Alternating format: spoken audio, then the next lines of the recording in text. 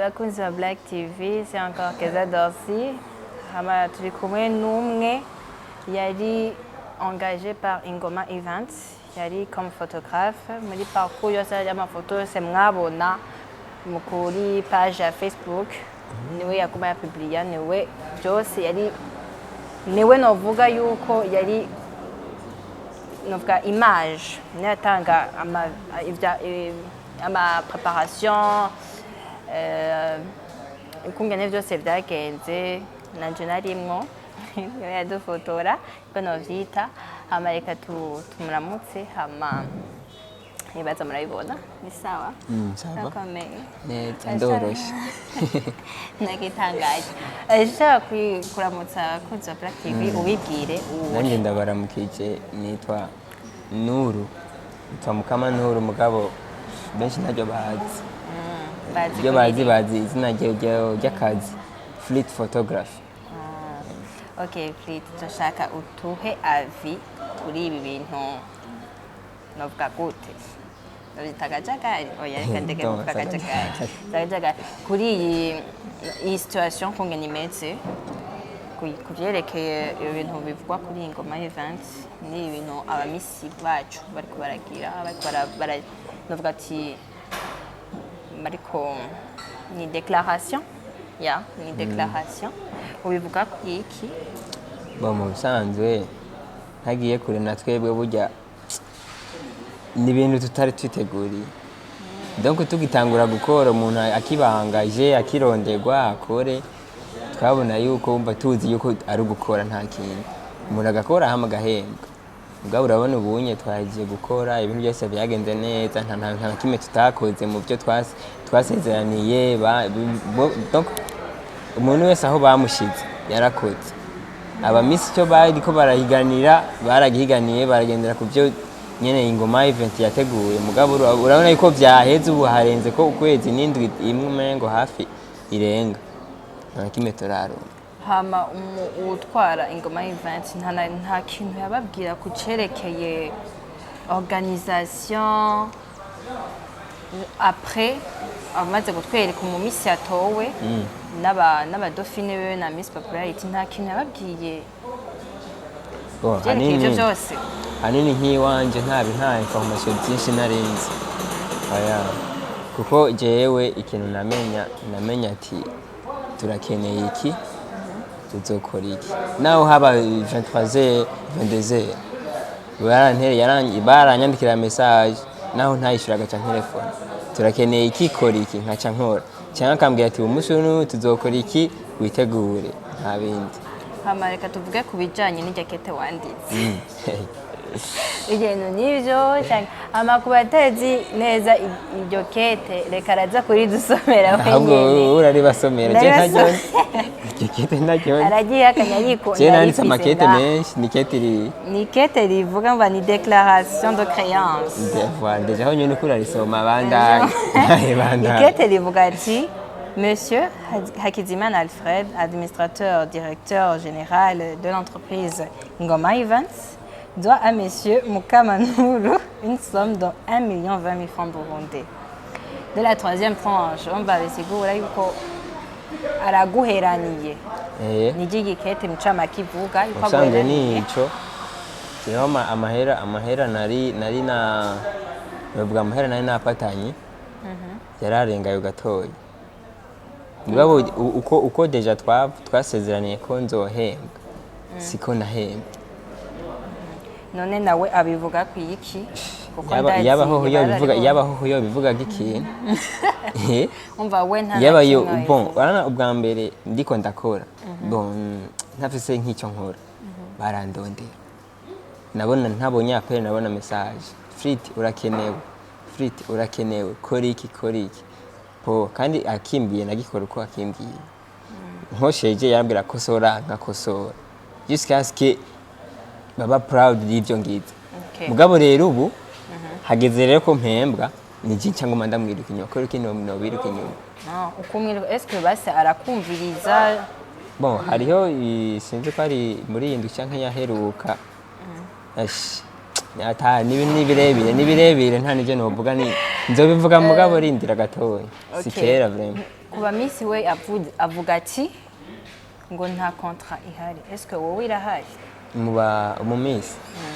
bon wow yitwaza yuko ata contrat ihari Mu wowe Busanza. irahari igenda yifise kandi n'aba Miss musanze hagiriho Iriho. none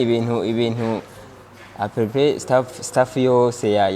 yo muri ngo bon si staff yose nk'ibintu bagiye barashyira ku ma réseaux sociaux bose baravuga ibyo bazoba sinzi nk'aba badofine n'aba popularity nibo bonyine urumva ati ntitubizi niwe nyine abizi bashobora gusanga hariho n'undi muntu abizi muri staff mu gatoya ntitubizi mugabo jewe ku bwanje contre okay iri kete yari rigenewe nde Bon, iryo utiyendereko ni ngesome titre ni déclaration de créance donc ni nko kwishyuza wowe wishyuza uciye ku mategeko eh hama kuko we urumva nawe hariyo kwishyura hariyo kuvugana ibyo mukora powa ukavuga ati tuzokora uku powa nzohembwa uku sawa harageze kuhembwa rero uratanguye urabagije nzohembwa ryari arakubwiye mu yindi ndwi okay urarindiriye harageze rero ko yandwi ishitse uguma umurondera mvugo murondera chaque fois jana mu telefone nta na rimwe kuva iyi evenement iheze aranyitaba sauf des petits messages zo muri WhatsApp nahone zaba ari nka message nyene sindige yayibona kumbisona agaca yishyura nahone rero mu kwishyura kaza mubatanguye kumishwanira cyangwa none boss ubu kuva aho twavuganiye uratangiye kubona ko jewe ntanguye kukwishyura nabi est-ce que urashobora kutubwira ku bwawe iyo umwandikiye iyo message uravye ama message nawe akwishura wibaza ko muri we yoba yiyumvira iki mu busanzwe ibintu yumvira biranagora si nk'ibintu nk'ubu nishize yari place yiwe mu busanzwe sinzi vraiment ibintu yiyumvira bon ubu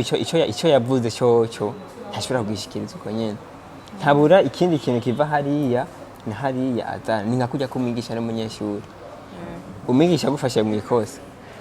nugombe ube utari mu ikosa ntabura kandi kantu uzana naho abatagufashe akakubwira ikintu gaca umwishyura ngo ho ngo uramparira numva nawe rero haguma haza utuntu two kumande kandi jewe arabesha ama réseaux sociaux nk'ubu ntariyo nambe nayibonye ryari ni kubera mwe misi heze ntari bwaro nk'akazi nyene ntakurikirana ama réseaux sociaux ryari niho naje mbona umuntu nyene twari kumanyereka interview yagize yimbe hari umuhungu avugira kumenyo gutya nyimba rinde ni interview ngo je ngo ntarimwe ngo mfite ideni yarandi fumuvuga ati ndabafitiye ahubwo sindabaha nibaze ndabaye kuko baturondera tugiye gukora mba wari hagara ko katadeni afitiye none nivyo avuga sinzi ko ari ko abivuga nyene nkuko nyene atarayaduha canke nyimba atazoyaduha mugabo Imana iramubona gusa azoduha ni bukebuke mva muzomureka oya ivyo ntivyokunda Miss Musanze kawaida je ingene nari nasinye kontra ikivuga icyo twaravuganye nta n'indwi zibiri zari guhera ntahembwa yandi mugabo ubu harenze ku kwezi donc Miss nihanganye yarakwiye deja n'aba ba Miss bacu no kudutukisha mu bisanzwe ubu residence actuelle yiwe ni Bujumbura tuna twakuriye Igitega benshi barabonye abanyagitega baratubonye mugabo bakiye bumva habaye higano nkari rya mbere Igitega rigashayiza amanyanga nkayo no gutukisha intara ubu n'undi muntu yoza akorganiza ikintu nk'Igitega akavuga ati ndagize ikindi concert yo guhigana naho z'abantu ndazi hoza nka 20%. Uretse iryo kete mwanditse kandi mubarandamitse kwitwaza. Hehe. Bon narabishikirije umukuru w'intara yacu nawe ni hari icyo yavuze wewe umva inyishu ya bon iji wanje arabizi n'ibyo abandi arabizi ariko urazi ko bigoye kwishyuza umuntu biragoye kwishyuza umuntu ku ngufu yavuze ati tenyenya biko birakurikirana ubu rero turarindiriye inyishu iva hejuru nk'ubu guverineri yarabimushikirije na marene wa demi finale icyo kibazo arakizi na documentation nyene y'Igitega irakizi turindiriye gusa turabe ingingo bafata kuva twe turi abantu twe turi bato mu bisanzwe iyo tuba turi abantu banini tuba twarabironse tuba twarasizemo inguvu natwe mbwa kubera turi abantu bato ca twisunga abo nyene bakuru babidufashemo iryo kete wanditse urukiko ryamushikiye byemezwa nini bon jendi Sylvain ko ryamushikiriwe neza arabisoma ndisiye deja apara y'ikete twaribonaniye nk'uko guverineri ndabimusaba ndamusigurira arumva vraiment nini mubabaro je deja ukuntu nakora mfise bande yiwanje ndakoresha abantu nagiye gutora abantu ndababwira ati bakoze bahungu banje twe twese umuhungu n'umukobwa ndagati twe tugiye gukora mugabo dukorera kontra simva nganda bahembye niyampa amatranche nzobaha nanje kuva wanditse iryo kete kuko urabona nta sinovuga ko imaze iminsi myinshi oya kuva wanditse iryo kete kandi bazangira yararibonye utwara ingoma events yararibonye kandi ntari manifesta canke nta kintu harababwira nta commentaire haravuga ku byerekeye ivy'iwawe n'ivy'abandi bon icyo nabonye gusa umugwi nomushyiramo simbona umugwi nomushyiramo vraiment sinzi ko ari kwiyemera sinzi ko ari kwiyumva sinzi vraiment ikintu yishimikije kuko ndavye nyene yaturondera twebwe tugakora ndavye honyene nka staff honyene yabari Gitega ingene twagenda uko imvura ikagwa tukaguma dukora deja je nari navuye no mu byo gufotora ndafasha utuntu duke iki habaye ambwiye ati kora kankagakora nareka gukora ibintu byinshi mugabo nyene ibikenera bikora ubwo kibona ubu rero ubu hageze yuko duhembwa kuko twarakoze icyo cyo twarakoze kandi naho byo bitaboneka ndaza makungu yarabibonye umva ubu rero harageze ko natwe tumwiruka inyuma aho yodufasha neza atubwiye harageze ko natwe tumwiruka inyuma mbwo ibyo ntibishobora gukunda ubu nicyo gituma rero twaciye duhitamwo turarondera abadukuriye badufashe natwe kuko twe turi abantu bato je nka gende umuntu muto nk'ubu simbona yuko nk'inshuro natonze ku kazi wiwe honyene urazi gutonda kuri biro y'umuntu yakubwiye ko ari hari ugatonda isaha yakubwiye mugabo ukamara nka 30 minutes mu telefone ntiyita mugari ngaho oya siho yabari kuko narabo ahantu hugaye urahabona ashobora gusanga mbere ari n'indani bamugana none ntavyo namenye mugabo ugatonda ukakira 30 minutes mwahanye isaha ukamutelefona ntiyitabe gushika naho ikete abamisi banditse n'ibyo banditse hariho ico bigiye mwari makete muri hamwe mwarabwiye cyo mu musanze kete ntitwajyankiye hamwe uravye n'amatariki samwe mugabo icivugo nyamukuru kigomba gusa deja abamisi yarabatesheje umwanya mu bisanzwe je novuga ko ari nko kubatesha umwanya kuko niwo realize umuntu akamara 3 mois hafi 3 mois et demi yiruka azi ngo agira ngo aheze hama ngo aje ngo mu bindi bintu ahereza amaprojet yiwe acaguma yicaye gira icumubwiye Jean umutware wa Ingoma Events uciye ku makamera gira icumubwiye swati manuro canke kirenzeko mu bisanzwe ikintu novuga arabizi nawe ibyo turondera twese arabizi twe twarakoze nk'uko yaturondeye natwe ntitusubiye kumurondera nitwasubira kumurondera tuzobishyira mu bagabo kandi deja sikera ndazi nta mezi 5 asigaye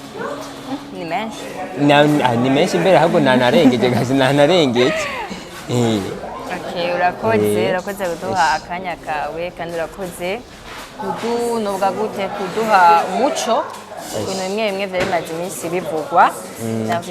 hama abakozi ba Black TV reka tugerageze tuhagarikire ngaha mwakoze kudukurikirana ntimwibagire kugira subscribe n'oubliez pas de partager la vidéo umunsi mwiza